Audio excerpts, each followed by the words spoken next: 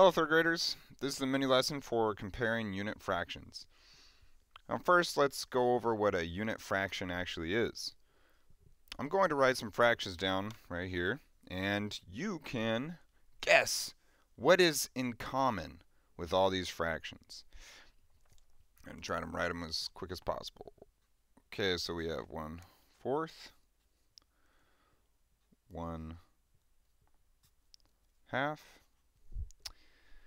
1/8, and 1/12. Now these are all unit fractions. Why are these unit fractions? I wish I had my base 10 blocks. Do you know what we call a base 10, the base 10 blocks that we call a unit? Try to remember what a unit block is, and maybe that will help you figure out what a unit fraction is. Okay, I think you are correct. A unit fraction is any fraction with the numerator being 1. You notice that all these numerators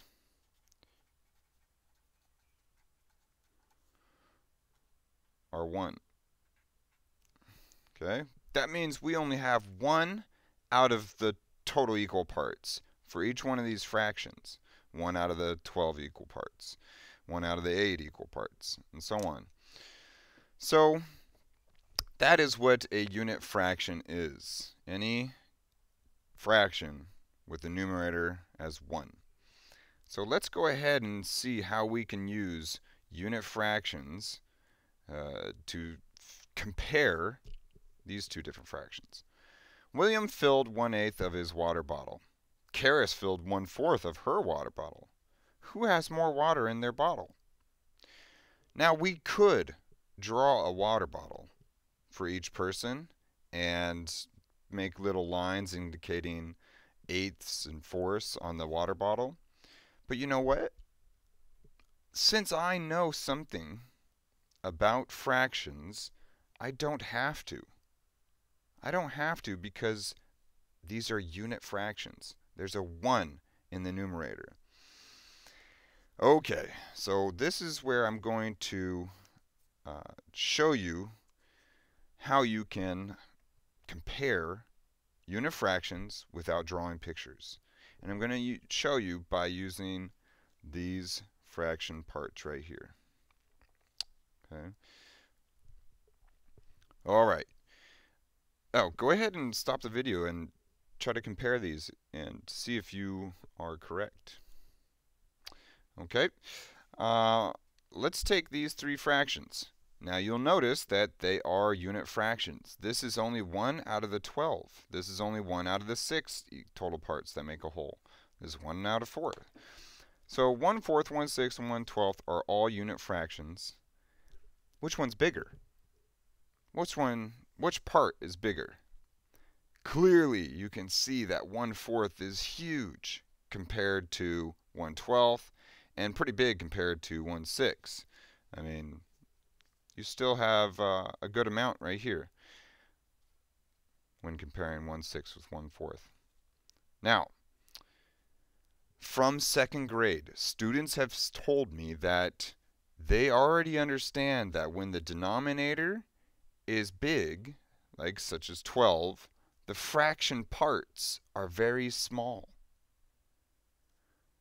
6, that fraction is actually smaller. The denominator is smaller than 12.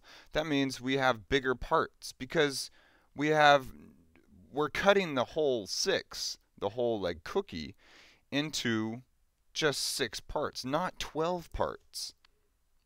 Okay? And look at the force. We only cut it into 4 equal parts. That means each part's going to be big. It's going to be pretty big. So, understanding that when the denominator is smaller, you have a bigger fraction part, we can compare unit fractions very easily. 1/8, 1/4. That fraction, the denominator in this unit fraction is an 8, which is bigger than this denominator right here. That means that this fraction is cut up into tiny little eighths, whereas this fraction shows that the bottle is cut up into bigger fourths. So we can say that William filled 1/8 of his bottle. Well, that's less than 1/4. So let's go ahead and write this. 1/8 is less than 1/4. So that means that Karis filled her water bottle up with more water. Okay, let's go ahead and review this really quick. From 2nd grade, and you can stop the video here if you understand, and go on to the practice problems below. In 2nd grade, you learned that if the denominator is bigger, you have smaller parts because there's many more equal parts. It's like cut up into more equal parts. So that's a concept that you learned in 2nd grade. Now, unit fractions are fractions that have a 1 in the denominator, meaning you only have 1 out of however many equal parts. These are all unit fractions right here. 1/4, 1/12, 1/8, 1/12, or excuse me, 1/4, 1/2, and 1/8 and 1/12. So that means that when we are comparing two unit fractions, fractions with the numerator as a 1, we don't have to really draw anything, unless you really want to, because we can see that 1/8 is a smaller piece than 1/4. This is 1/4, and I would really like to go and get my 1/8. It's right behind me. So just fast forward the video as I get it.